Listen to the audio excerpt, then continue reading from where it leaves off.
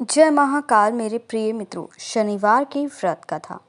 एक समय स्वर्गलोक में सबसे बड़ा कौन है के प्रश्न पर नवग्रह में वाद विवाद हो गया। विवाद इतना बड़ा कि परस्पर भयंकर युद्ध की स्थिति बन गई। निर्णय के लिए सभी देवता देवराज इंद्र के पास पहुंचे और बोले, हे देवराज, आपको निर्णय करना होगा कि हम में से सबसे बड़ा कौन है। देवताओं का प्रश्न सुनकर देवराज इंद्र उलझन में पड़ गए।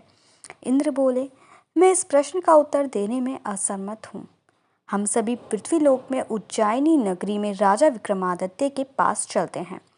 देवराज इंद्र सहित सभी ग्रह देवता उज्जैनी नगरी पहुंचे। महल में पहुंचकर जब देवताओं ने उनसे अपना प्रश्न पूछा तो राजा विक्रमादित्य भी कुछ देर के लिए परेशान हो उठे, क्योंकि सभी देवता अपनी अपनी शक्तियों के कारण महान थे। किसी को भी छोटा या बड़ा कह देने से उनके क्रोध के प्रकोप से भयंकर हानि पहुंच सकती थी। अचानक राजा विक्रमादित्य को एक उपाय सूझा और उन्होंने विभिन्न धातुओं स्वर्ण, रजत, चांदी, कांसा, ताम्र, सीसा, रागा, जस्ता, अभ्रक व लोहे के 9 आसन बनवाए।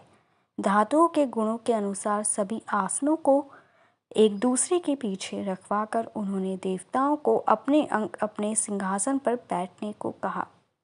देवताओं को बैठने के बाद राजा विक्रमादित्य ने कहा, आपका निर्णय तो स्वयं हो गया। जो सबसे पहले सिंहासन पर विराजमान है वही सबसे बड़ा है। राजा विक्रमादित्य के निर्णय को सुनकर शनि देवता ने सबसे पीछे आसन में बैठने के कारण अपने को छोटा जानकर क्रोधित होकर कहा, राजा विक्रमादित्य, तुमने मुझे सबसे पीछे बिठाकर मेरा अपमान किया है। तुम मेरी शक्तियों से परिचित नहीं हो। मैं तुम्हारा शवनाश कर दूंगा। शनि ने कहा, सूर्य एक राशि पर 1 महीने, चंद्रमा 2.25 दिन, मंगल 1.5 महीने, बुध और शुक्र 1 महीने, बृहस्पति 13 महीने रहते हैं, लेकिन मैं किसी भी राशि पर 7.5 वर्ष 7.5 तक रहता हूँ। बड़े बड़े देवताओं को मैंने अपने प्रकोप से पीड़ित किया है। राम को 7.5 के कारण ही वन में जाकर रहना पड़ा। रावण को 7.5 के कारण ही युद्ध में मृत्यु का शिकार बनना पड़ा।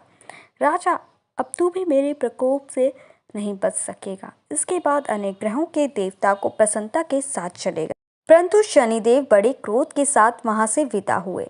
राजा विक्रमादित्य पहले की तरह न्याय ही करते रहे।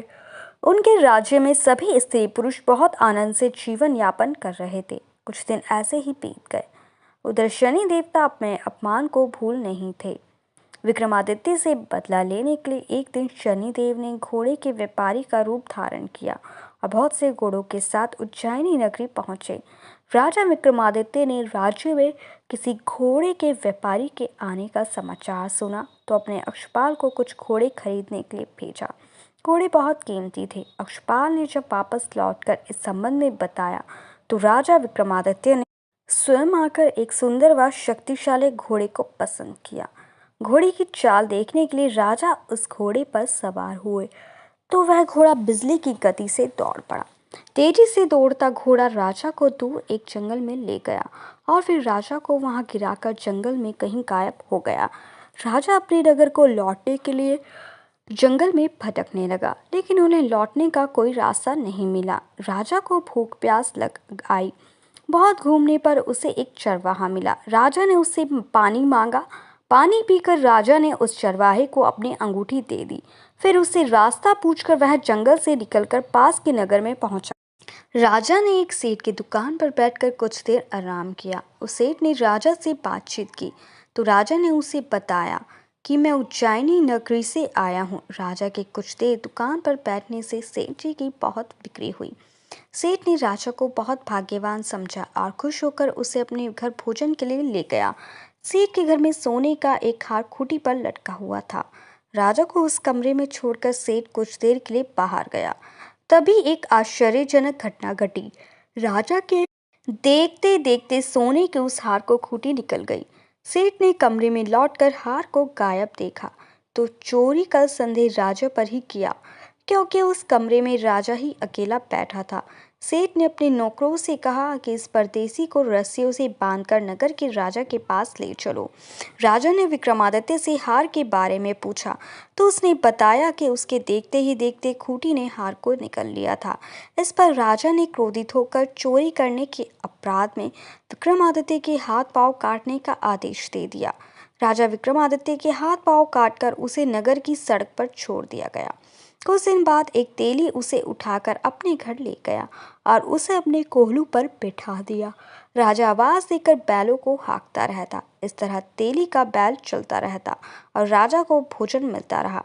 शनि के प्रकोप की 7.5 पूरी होने पर वर्षा ऋतु प्रारंभ हुई।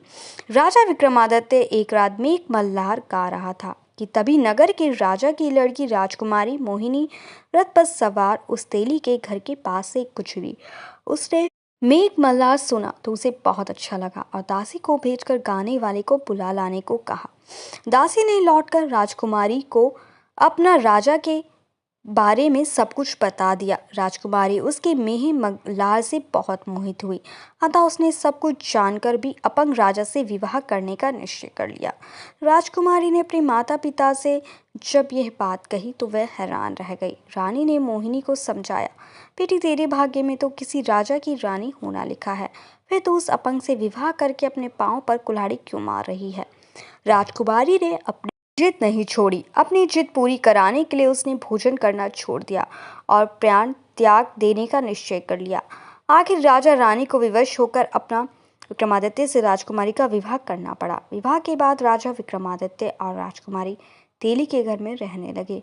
उसी रात राजा स्वप्न में शनिदेव ने राजा से कहा, राजा तुमने मेरा प्रकोप देख लिया, मैंने तुम्हें अपने अपमान का दंड दिया है। राजा ने शनिदेव से क्षमा करने को कहा और प्रार्थना की है, हे शनिदेव, आपने जितना दुख मुझे दिया है अन्य किसी को ना दे। शनिदेव ने कुछ सोचकर कहा, राजा मैं तुम्हारी प्रार्थना स्वीकार करता हूँ। जो कोई स्त्री पुरुष मेरी पूजा करेगा, शनिवार को व्रत करके मेरी व्रत कथा सुनेगा, उस पर मेरी अनुकंपा बनी रहेगी। प्रातःकाल राजा विक्रमादित्य की नींद खुली तो अपने हाथ पांव देखकर राजा को बहुत खुशी हुई। उसने मन ही मन शनिदेव को प्रणाम किया। राजकुमारी भी राजा के हाथ पांव सही सलामत देखकर आश्चर्य में डूब गई। तब राजा विक्रमादित्य ने अपना परिचय देते हुए शनिदेव के प्रकोप की सारी कहानी सुनाई। सेठ को जब इस बात का पता चला तो दौड़ता हुआ तेली के घर पहुंचा और राजा के चरणों में गिरकर क्षमा मांगने लगा। राजा ने उसे क्षमा कर दिया क्योंकि यह सब तो शनिदेव के प्रकोप के कारण हुआ था। सेठ राजा को अपने घर ले गया और उसे भोजन कराया। भोजन करते समय वहां एक आश्चर्यजनक घटना घटी। सबके देखते देखते उस खूंटी ने हार उगल दिया। सेठ जी ने अपनी बेटी का विवाह भी राजा के साथ कर दिया और बहुत से स्वर्ण आभूषण धन आदि देकर राजा को विदा किया। राजा विक्रमादित्य राजकुमारी मोहिनी और सेठ की बेटी के साथ उज्जैनी पहुंचे तो नगरवासियों ने हर्ष से उनका स्वागत किया। अगले दिन राजा विक्रमादित्य ने पूरे राज्य में घोषणा कराई कि शनिदेव सब देवों में सर्वश्रेष्ठ है। प्रत्येक स्त्री पुरुष शनिवार को उनका व्रत करें और व्रत कथा अवश्य सुने। राजा विक्रमादित्य की घोषणा से शनिदेव बहुत प्रसन्न हुए। शनिवार का व्रत करने और व्रत कथा सुनने के कारण सभी लोगों की मनोकामनाएं शनिदेव की अनुकंपा से पूरी होने